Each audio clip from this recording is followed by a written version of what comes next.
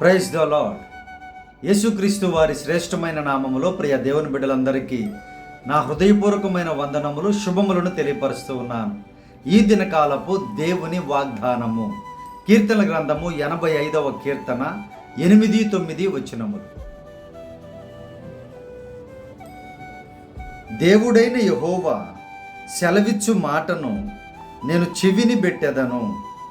ఆయన తన ప్రజలతోనూ తన భక్తులతోనూ శుభవచనము సెలవిచ్చును. వారు మరలా బుద్ధిహీనులు కాకుందురుగాక.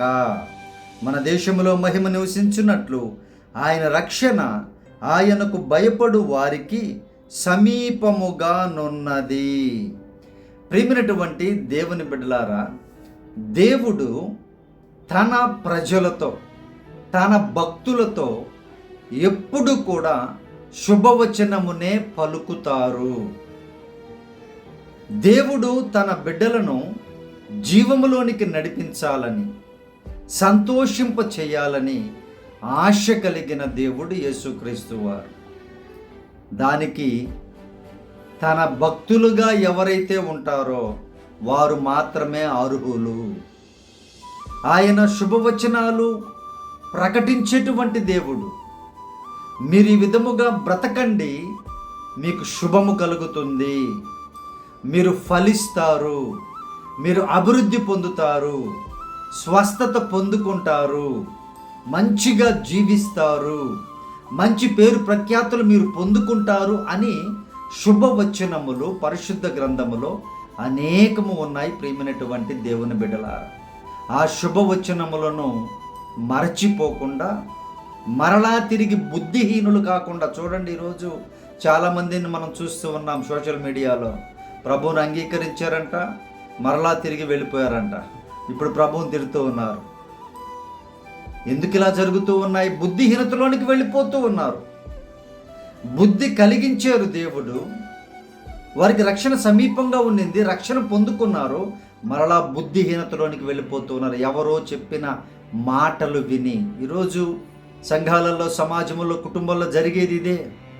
ఎవరో చెప్పిన మాటలు వింటారు, ఎవరో ప్రోత్సాహం ద్వారా మాటలు విని వ్యతిరేకులుగా మారిపోతారు. మంచివారికి, దేవుని సేవకులకు, దేవుని బిడ్డలకు వ్యతిరేకులుగా మారిపోతారు. హృదయం మొత్తం చెడగొడుతుంది సైతాను ప్రక్క వారిలో దూరి. ప్రియమైనటువంటి దేవుని బిడ్డ, జ్ఞాపకం చేసుకో, నీ మట్టుకు నీవైతే మరలా బుద్ధిహీనతలోనికి వెళ్ళకూడదు. నా ప్రభువు ఈ శుభవచనాన్ని నాకు ఇచ్చారు, నేను దాన్ని సాధించుకోవాలి, నేను ఆ విధంగా బ్రతకాలి, ఆ విధంగా నేను జీవించాలి అని హృదయంలో ఒక నిశ్చయతను నీవు కానీ తీసుకొని వెళ్ళగలిగితే ఆయన రక్షణ సమీపంగా ఉందంట. చూడండి, దూరంగా లేదు. ఏ దేశము రక్షించబడాలి అని ఏ దేశపు ప్రజలు కోరుకుంటూ ఉన్నారో ఆ దేశ ప్రజలకు రక్షణ సమీపముగా ఉంది. దేవుడే చెప్తున్నటువంటి వాగ్దానం ఇది. ఈ వాగ్దానం చూస్తున్నటువంటి మీకు కూడా దేవుని రక్షణ కంచె కాపుదల సమీపముగా ఉంది. ఆయన యొక్క రాకడ సమీపముగా ఉంది. నిత్య రాజ్యంలో మనము ఉంటాము అనడానికి సమీపమైనటువంటి శుభవచనాలు అనేకము పరిశుద్ధ గ్రంథములో లిఖించబడ్డాయి పరిశుద్ధాత్మ ద్వారా. కాబట్టి ప్రియ దేవుని బిడ్డలారా, ఆ రక్షణ పొందుకునేటువంటి ప్రజలు ఇంకా అనేక కోటాను కోట్ల మంది ఉన్నారు.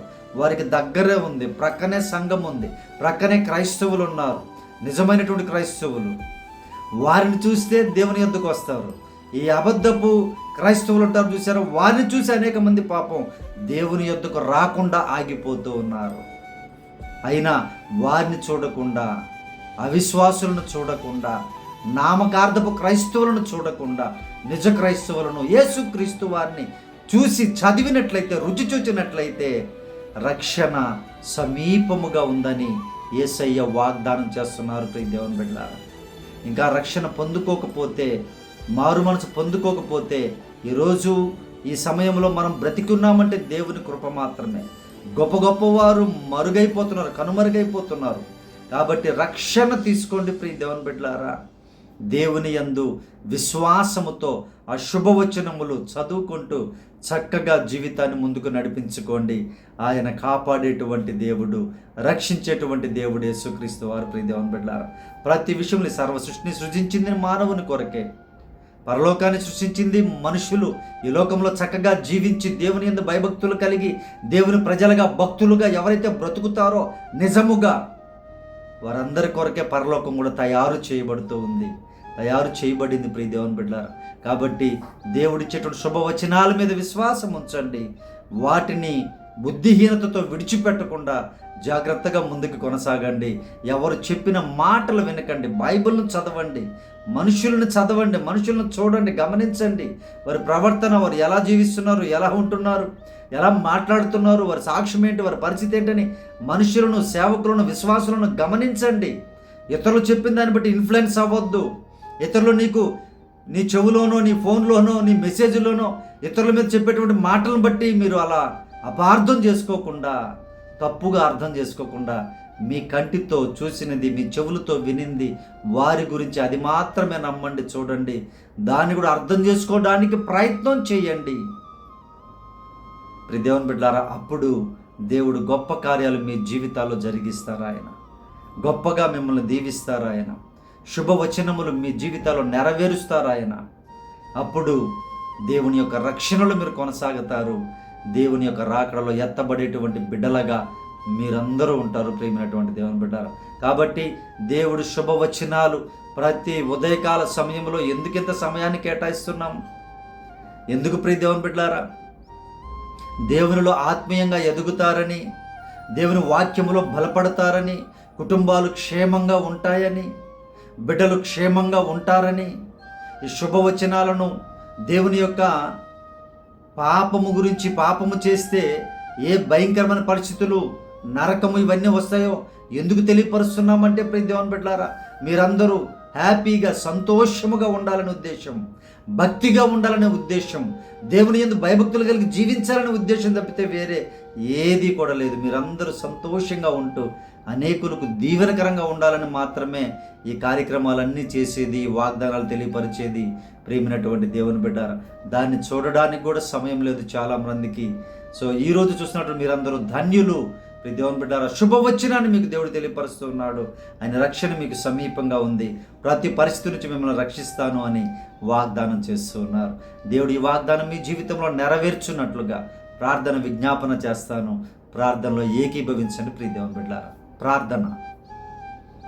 పరిశుద్ధాత్మ దేవ, మా ప్రియ పరలోకపు తండ్రి, ఈ వాగ్దానమును చూస్తున్నటువంటి బిడ్డలు నాయన, మీ శుభవచనములు ప్రతిదినము వినుచూ ఉన్నారు, చూస్తూ ఉన్నారు ప్రభువా. అయ్యా, మీ భక్తులు, మీ యందు భయము కలిగినటువంటి బిడ్డలు ప్రభువా, మీ ప్రజలు నాయన, మీరే వారిని రక్షించమని, ప్రతి అవసరాన్ని, కొరతను తీర్చమని ప్రార్థన చేయించు ఉన్నాను తండ్రి. అయ్యా తండ్రి ప్రభువా, అయ్యా కుటుంబాలలో సమాధానమును దయచేయండి. వారు చేస్తున్న ప్రయత్నాలను సఫలపరచండి. పిల్లలు చక్కగా చదువుకునే కృపను దయచేయండి. తల్లిదండ్రులు మాట వినేటువంటి మనస్సును బిడ్డలకు కలిగించండి ప్రభువా. ఏ తల్లులు నాయన వేదన పడుతూ ఉన్నారు బిడ్డల కొరకు, అయా బిడ్డలు నశించిపోతున్నారని అయా బాధపడుతూ ఉన్నారో ఆ తల్లులను ఆదరించండి, బలపరచండి నాయన. ఏ తండ్రి అయితే కష్టపడుతూ నాయన బిడ్డలను పోషించుకుంటూ ఉన్నాడో, అయా చెప్పిన మాట వెనక నాయన ప్రభు బిడ్డలు తప్పిపోతూ ఉంటే వేదన కలిగి ఉన్నారో ఆ తండ్రులను ఆదరించండి, బలపరచండి నాయన. మీరే సహాయము చేయండి ప్రభువా. పరిశుద్ధుడా, నీవేనైనా ప్రభు మీ బిడ్డలకు శుభవచనములను దయచేసి ఆశీర్వదించి ముందుకు నడిపించమని ప్రార్థిస్తున్నాం నాయన. ప్రతి శాపమును కొట్టివేయండి ప్రభువా. అయా ప్రతి చెడును, అయా ప్రతి నాయన చీకటి శక్తులను, అంధకార శక్తులను, అయా తండ్రి ప్రభు చేతబడి శక్తులను యేసునామములో కాల్చివేయుదురుగాక. మీరే సహాయం చేయండి అయ్యా. మీ బిడ్డలకు తోడుగా ఉండి అయ్యా రక్షణ సమీపంగా ఉందన్నారు ప్రభువా. మీ బిడ్డలకు సమీపంగా ఉండి రక్షించమని ప్రార్థన చేయించున్నాం నాయన. ఈరోజు జన్మదినంలో జరుపుకుంటున్న బిడ్డలను దీర్ఘాయుషుతో తృప్తిపరచండి ప్రభువా. అయ్యా పెళ్లి రోజులు జరుపుకున్న కుటుంబాలను మీరే ఆశీర్వదించి సమృద్ధిపరిచి మీరే నాయన సహాయం చేయమని అడుగుతున్నాం. అయ్యా తండ్రి బాధలో వేదనలో ఉన్న కుటుంబాలను మీరు దర్శించండి, ఆదరించండి ప్రభువా. వారి గాయములు కట్టమని ప్రార్థన చేయించున్నాం నాయన. అయ్యా అప్పుల సమస్యల్లో ఉన్న బిడ్డలను బయటికి తీసుకురండి నాయన. విడుదల చేయండి ప్రభువా. అయ్యా సమృద్ధిపరచండి నాయనా, నీకు వందనాలు స్తోత్రాలు అయ్యా. ప్రయాణాలను దీవించండి, గర్భఫలములు అనుగ్రహించండి, మంచి ఉద్యోగాల బిడ్డలకు దయచేయండి ప్రభువా. మీరేనాయన తండ్రి ప్రభు మాకు సహకరిస్తున్న బిడ్డలు నాయన, వారందరినీ వారి కుటుంబాలను సమృద్ధిగా నూరంతులుగా దీవించమని ప్రార్థిస్తున్నాం తండ్రి. అయ్యా ఈ దినకాలపు దీవెనలతో, ఈ వాగ్దానపు దీవెనలతో చూస్తున్న ప్రతి కుటుంబాన్ని, ప్రతి బిడ్డను శుభవచనములతో దీవించమని, మహిమ పొందమని యేసు ప్రభు నామమును ప్రార్థించి అడిగి వేడుకొనుచున్నాం తండ్రి, ఆమేన్. మన పరమ తండ్రి అయిన దేవుని ప్రేమయు, కుమారుడైన యేసుక్రీస్తు వారి కృపయు, పరిశుద్ధాత్మ యొక్క అన్యోన్య సహవాసం ఈ ప్రార్థనలో ఏకీభవించిన ప్రతి బిడ్డ మీదను ఇప్పుడు ఎల్లప్పుడు సదాకాలము తోడై ఉండి ఆశీర్వదించునుగాక. ఆమేన్.